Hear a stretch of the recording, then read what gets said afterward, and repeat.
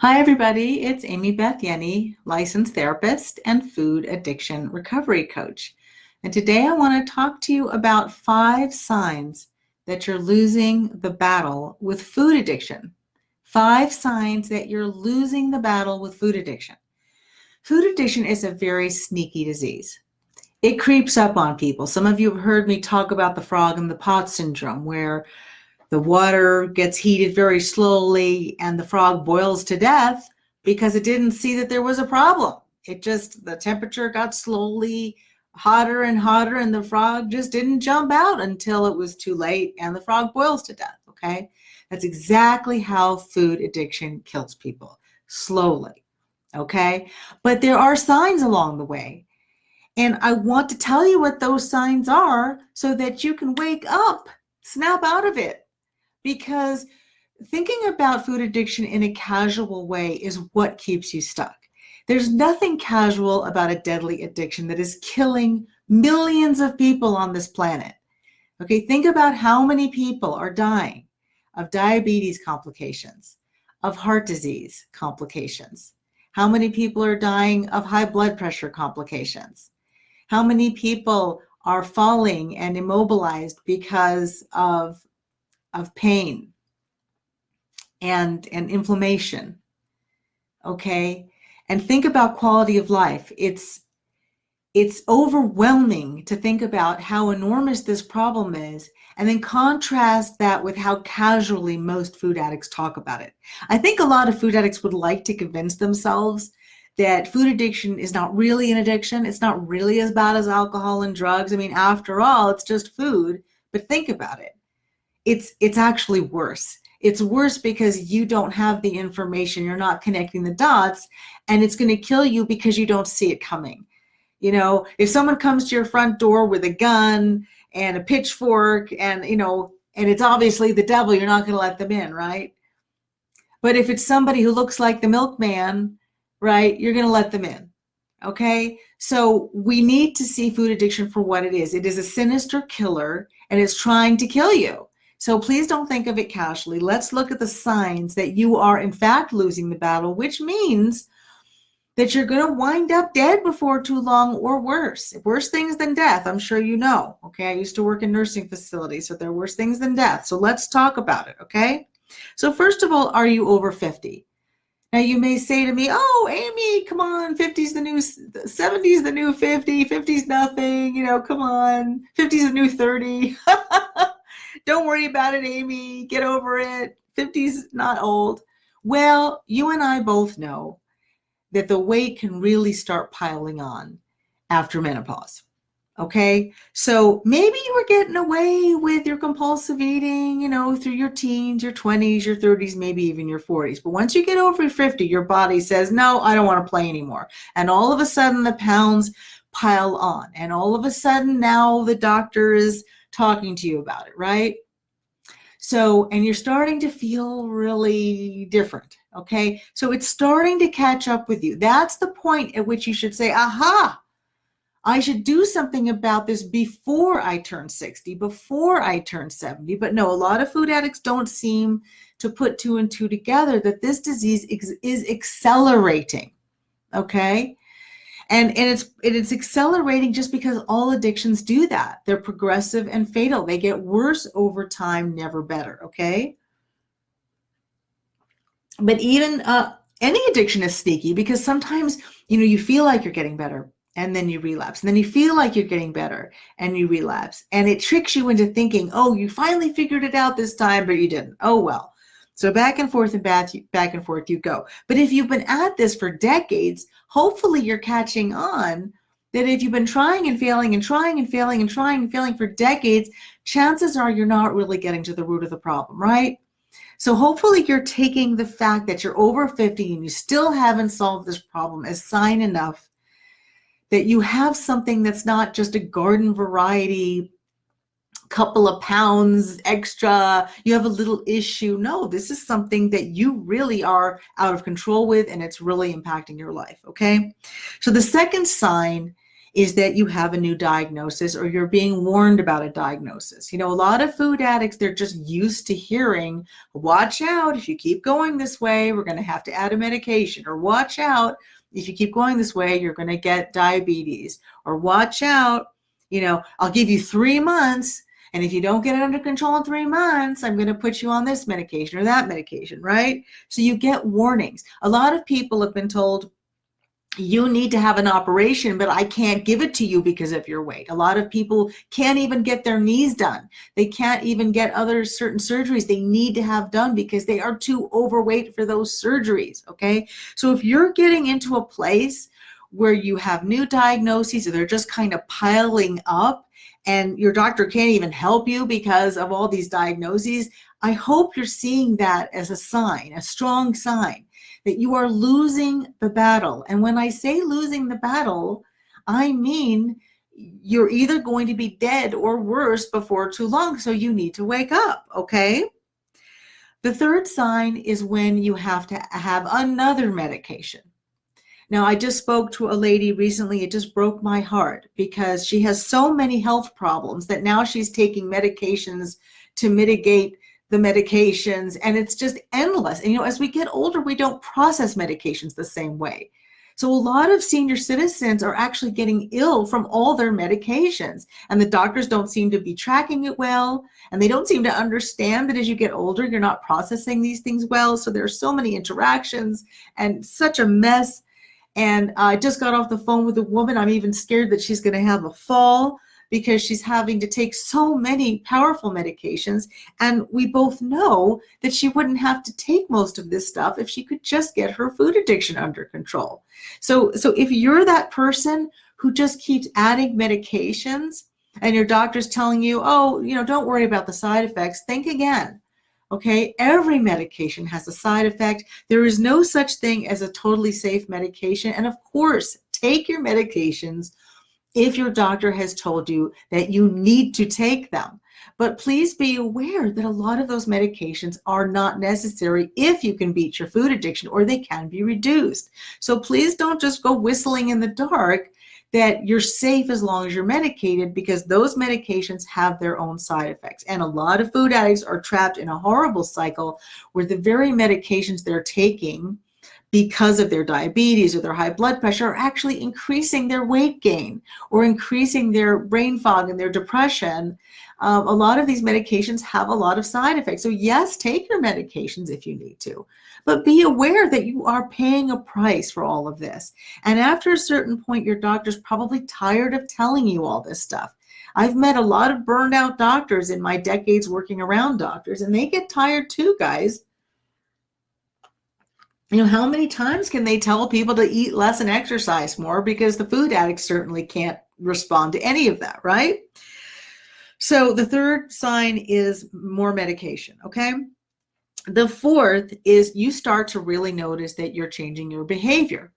Now, there are a lot of us out there, for better or for worse, hate the way we look so much that we're just that upset about that we are avoiding dating, we're avoiding going out with our husbands, we're avoiding intimacy with our husbands, we're avoiding going out with our friends, we're avoiding family things because it's just either we don't like the way we look or we're not up to it. Some of us actually, and I say us because I'm a recovered food addict, so we're all in the same tribe, ladies. If you notice that you are avoiding people, places, and things because of your health or your weight, now this disease is stealing from you, stealing your life from you, stealing your retirement, your ability to travel, ability to have fun, enjoy things, relationships. Okay, a lot of you can't even work because of your weight or health, or you can't work as much or as well as you want to work. So this is really hitting you in the pocketbook. You've got medical expenses up the wazoo. That's a whole separate topic. But the idea that you're withdrawing from life, that's something to look at, okay? Because what is life, right? What is life? It's just getting up in the morning, feeling like you're doing something you care about with people you care about and feeling good, right? That's what we all want. But if you're rolling out of bed just feeling so gross that you can't even imagine getting yourself together and going out, that's a problem. Okay. So I want you to think about what you're not doing because of your food or your weight. What are you not doing? Okay. That's the fourth sign. The fifth sign is that you're tired all the time, you're foggy, you're getting depressed. Now, this is where I start to really get concerned. I talk to a lot of you on the phone. Okay. And what I see is that when people are getting to the point of no return, they really have lost a lot of their cognitive functioning, but they don't even know it. They do not see food as a mind-altering substance, and they do not understand that the diseases that they have can change their cognitive functioning, like diabetes. I see this very pronounced in my clients, that when they come in, they have impairments because of the high blood sugar, especially if it's diabetes out of control, blood sugar problems. Okay. And then on top of all of that, we're seeing cognitive impairment due to medications and all the depression that's happening. And people are thinking, oh, well, I'm just old and sick, and that's why my brain doesn't work well. No, it's not just because you're old or something like that. It's because of the food lots of times. The clients that get recovery say, oh my gosh, what happened? I thought I was getting dementia. Or, oh my gosh, I thought I had a horrible, severe psychological depression, but what happened? Now I feel better. Okay. People don't seem to understand that they're depressed largely because of food. They don't understand they're foggy because of food. They don't understand that they're exhausted and hopeless because of food. Okay. Your body does not want all this stuff. Either it's too much, or it's not the right kind, or it's not even food, it's just a bunch of chemicals. Either way, your brain and your body is screaming at you, please stop. But what you're probably confused about is that you actually think that this is not caused by food. You're so adult that you don't even make the connection. And of course, the culture isn't educating you, your doctor isn't telling you, your therapist isn't telling you. And so you just assume, well, my life must be bad, or I must be bad if I feel this bad. And the answer is no. That's the food addiction robbing you of your mental health. Because food addiction is a drug addiction. It is not an eating disorder the way that I approach it. Okay? It is a substance use disorder. It is changing your brain chemistry. And this is actually the most sad part. Because the fact is, when one is physically incapacitated, one can still enjoy their life and feel good about life, right? We've seen plenty of people who are even in wheelchairs who still smile and laugh and have fun, and they love themselves and they love their family, and they might even have a great job that they like. But a food addict really is a drug addict. They're in an altered state. They don't understand what's happening. They're in a fog. They're depressed. They're exhausted, and they don't know why. And they figure, well, I might as well just eat more to feel better. They're so confused and lost. And how sad that they don't even know what the problem is. How are they ever going to fix it if they don't understand what the problem is? So to me, the scariest sign is just when I get on the phone with people and I realize you're so foggy and you're so hopeless that there's really nothing anyone can say anymore. Because some of you that I've talked to, you've crossed the line into you just can't quite think clearly enough to get better anymore. And that's really sad. So a lot of you would be better off with no legs. You'd have a better life. But once you've lost your mind, what is there? So I want you to really think about this. Are you over 50? Have you been getting diagnosed with something or warned about a diagnosis? Have you been threatened that, oh, more medication is coming, or now you're on a bunch of medication? Are you avoiding life? Have you withdrawn from life? Or you have trouble actually doing your life? And are you tired or foggy all the time? These are very, very serious signs. I hope you'll take it seriously.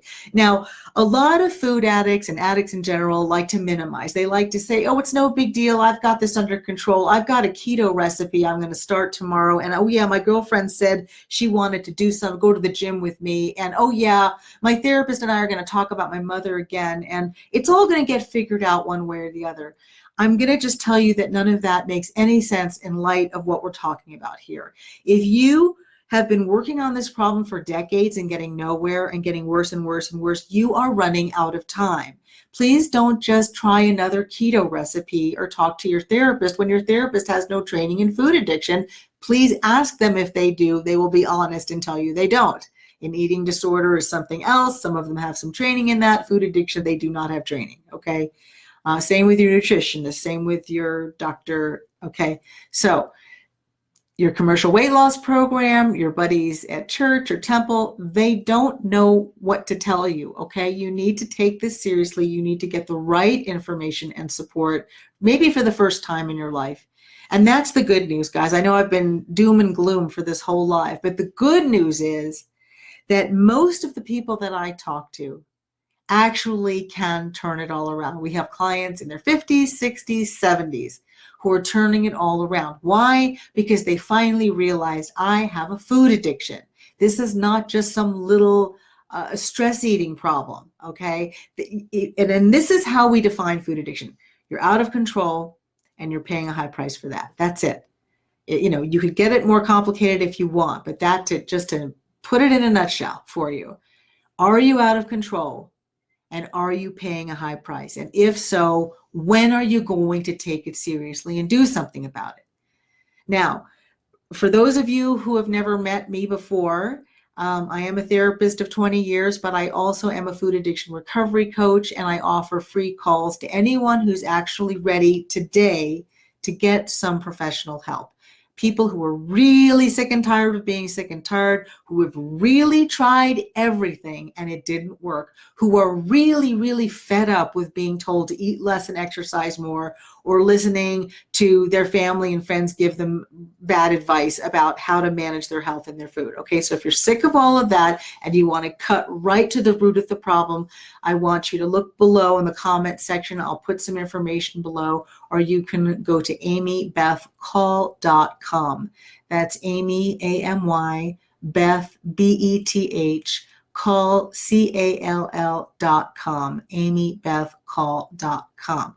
What we do is we get on the phone with you for about an hour, and we just figure out what's going wrong with your food and health. What are your goals? Are you ready to get better?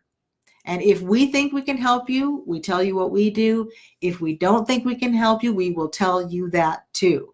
Either way, you're going to get the clarity you need to move forward with this, because you do not have any more time to wait. So, get honest with yourself. Did you have a New Year's resolution? How did that go? It's July 1st. Have you made any progress in the last 6 months? Or are you going backwards? All of this depends on honesty. Figure it out. Some of you need to get into some prayer. Some of you need to have a heart-to-heart with your best friend, your sister, your husband. Ask them, what do you think? Am I getting better, or am I getting worse? Tell me the truth. Now, no one's going to understand what food addiction is, but maybe someone in your life can help you to get real, like have an intervention with you. Like, are you getting sicker, or are you getting healthier? And do you have time to mess around? Let's get real. All right. But the good news, as I said, is the summer is upon us, and you can enjoy it if you feel better, right? You can maybe start wearing some tank tops, wearing some shorts, jumping in the pool. Wouldn't that be fun? Taking some hikes, going to visit some family and friends. All that's waiting for you, but you do have to get real. And that's why I always talk about the negative so much, guys. I want you to get real. I don't want you to sleepwalk through your life and then wake up in a nursing facility and say, how did I get here? Because I used to work in nursing facilities and I didn't like that, okay? I didn't like the end of the movie where people are wondering, how did I get here? And will I ever leave here? Or, is there any chance for me? And I was the one that had to go visit those people. So I don't want that for you. I want you to avoid all that. I want you to be happy and healthy. Enjoy your family. Enjoy your life. And I'll see you next time.